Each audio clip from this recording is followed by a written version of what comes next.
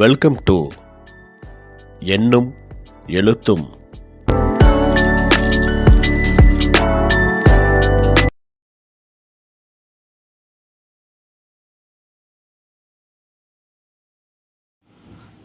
அனைவருக்கும் வணக்கம். 5ஆம் வகுப்பு தமிழ் பாடம் முதல் பருவம் இயல் 2 கல்வி செல்வமும் பொருட்செல்வமும் உரைநடை. மலர்விழியும் தமிழரசியும் தோழிகள் இருவரும் தொலைக்காட்சி நிகழ்ச்சிகள் பற்றி பேசிக்கொண்டே பள்ளிக்கு செல்கிறார்கள். அப்போது தமிழரசி தன் தோழியிடம், நேற்று கல்வி செல்வமும் பொருட்செல்வமும் என்ற தலைப்பில் நடந்த கலந்துரையாடலை கணினியில் பார்த்து கொண்டிருந்தேன் என்று கூறினாள்.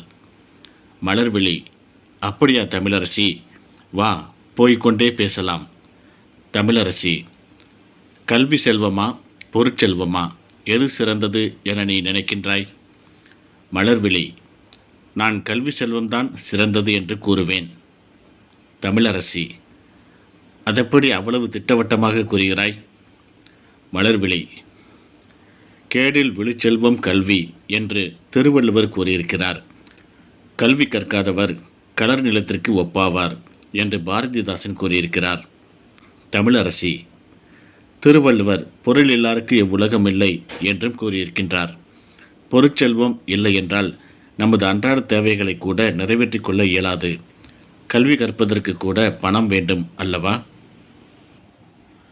மலர்விழி, பணம் பத்தும் செய்யும் என்பது பழமொழிதான். ஆனால் பணம் படைத்தவருக்கு சொந்த ஊரில்தான் மதிப்பு. கல்வி கற்றவர் சென்ற இடமெல்லாம் சிறப்பு பெறுவர். பொருட்செல்வம் நிலையில்லாதது. பொருட்செல்வம் கொடுக்க கொடுக்க குறையக்கூடியது. கல்வர்கள் கவர்ந்து செல்லக்கூடியது. கல்வி செல்வமே பயன் தரும், என்றும் அழியாதது. தமிழரசி, பணமின்றி எப்படி வாழ்வது?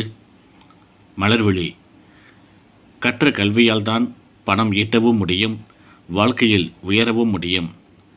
கல்வி வளர்ச்சிதான் எல்லா முன்னேற்றத்திற்கும் காரணம். தமிழரசி, புதுமைகளை கண்டறியவும் பணம் தேவைப்படும் அல்லவா? மலர்விழி, ஆம், ஆனால் கல்வியால் அறிவு வளர்கிறது. நன்மை தீமைகளை பகுத்தறிய முடிகிறது. நல்வழியில் வாழ முடிகிறது. தமிழரசி, கல்வி இன்றியமையாததுதான். ஆனால் பொருட்செல்வமும் அவசியம் என்பதை நீ ஒப்புக்கொள்கிறாயா? விவாதம் இப்படியே நீண்டு கொண்டிருந்தது. பள்ளிக்கு வந்துவிட்டனர். இருவரும் தமிழாசிரியரை சந்தித்து இது குறித்து பேசுகிறார்கள். தமிழாசிரியர், மக்களிடம் அறியாமை இருளை நீக்கி அறிவு ஒளிபெற செய்வது கல்வி. கல்வி அறிவை நாம் இளமையிலேயே பெறுவதுதான் சிறந்த வழி. இளமையில் கல்வி, சிலையில் எழுத்து என்னும் முதுமொழியை நாம் மறந்துவிடக்கூடாது. மலர்விழி, ஐயா, கல்வியின் சிறப்பு புரிகிறது. ஆயினும் கல்வியோடு பொருளும் இருக்க வேண்டும் அல்லவா? தமிழாசிரியர், ஆம், கல்வியும் பொருளும் ஒரு நாணயத்தின் இரு பக்கங்கள் எனலாம். பொருள் வெற்றி தரும், பெருமை தரும். அவை மட்டுமா, உயர்கல்வி பெறும் வாய்ப்பையும் தரும். எல்லாரை எல்லோரும் எள்ளுவர் என்று வள்ளுவர் கூறியதையும் நாம் அறிந்திருக்கிறோம். பொருள் உறுதியாக தேவை.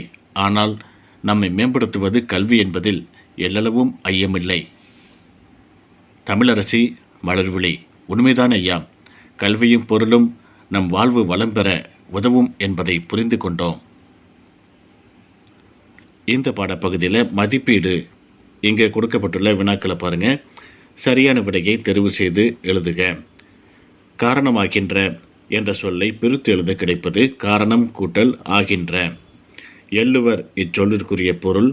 இகழ்வர் பொருள் கூட்டல் செல்வம் என்பதை சேர்த்து எழுத கிடைப்பது பொருட்செல்வம். பகுத்து கூட்டல் அறிய என்பதை சேர்த்து எழுத கிடைப்பது பகுத்தறிய. கீழ்காணும் சொற்களை சேர்த்து எழுதுக. பழமை கூட்டல் மொழி, பழமொழி. நன்மை கூட்டல் வழி, நல்வழி. கீழ்காணும் சொல்லை பிரித்து எழுதுக. தொலைக்காட்சி, தொலை கூட்டல் காட்சி. தொடரை முழுமையாக்குக.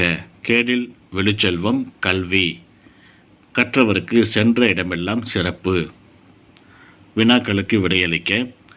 கலர் நிலத்துக்கு ஒப்பாவர் யார்? கல்வி கற்காதவர் கலர் நிலத்துக்கு ஒப்பாவர் ஆவர். கள்வரால் கவர்ந்து செல்ல முடியாதது எது? கற்ற கல்வி செல்வமே கள்வரால் கவர்ந்து செல்ல முடியாதது ஆகும்.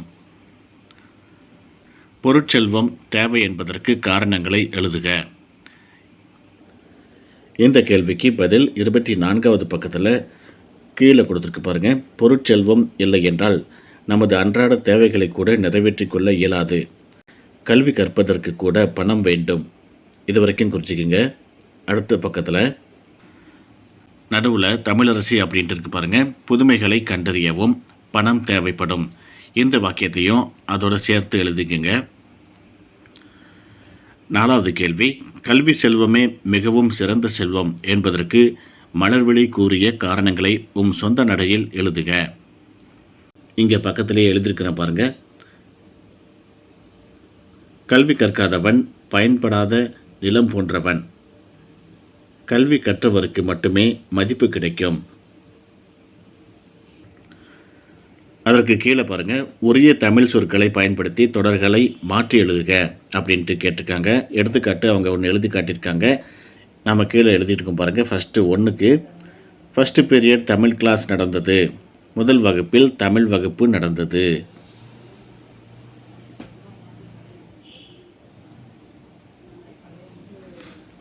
இரண்டாவது பாருங்கள், நான் டிராயிங் நோட்டில் உள்ள பிக்சருக்கு கலர் கொடுத்தேன். நான் படம் வரையும் நோட்டில் உள்ள படத்திற்கு வண்ணம் தீட்டினேன். அடுத்த பக்கம், பின்வரும் பாடப்பகுதியை உரிய ஒலிப்புடன் பொருள் விளங்கவும் விரைவாகவும் படித்து காட்டுக அப்படின்ட்டு கொடுத்துருக்காங்க. இதை டீச்சர்ஸ் வாசிக்கும் போது குழந்தைகள் கையை வச்சு கவனிக்கணும். அந்த மாதிரி பயிற்சி கொடுங்க. படித்த பகுதியின் மைய கருத்தை ஓரிரு வரிகளில் உங்கள் சொந்த நடையில் எழுதுக. இந்த இடத்துல மேலே கொடுக்கப்பட்டுள்ள அந்த கதையிலிருந்து குழந்தைகள் என்ன புரிஞ்சுக்கிட்டாங்க அப்படின்ட்டு அவர்களையே எழுத சொல்லுங்கள். வண்ணமிடப்பட்ட சொற்களை சொல்ல கேட்டு எழுதுக. இங்கே மேலே பாருங்கள், ஒரு சில வார்த்தைகளுக்கு வண்ணமிட்டிருக்காங்க. இந்த வார்த்தைகளை டீச்சர் சொல்லும்போது குழந்தைகள் அதை கேட்டு கீழே அந்த கோட்டில் எழுத சொல்லணும். அதுக்காக தான் இந்த பயிற்சியானது. நாணயத்தின் இரு பக்கங்கள், உயர்கல்வி, இதே போல் வார்த்தைகளை டீச்சர் சொல்லும்போது குழந்தைகள் இந்த இடத்துல எழுதிக்கணும்.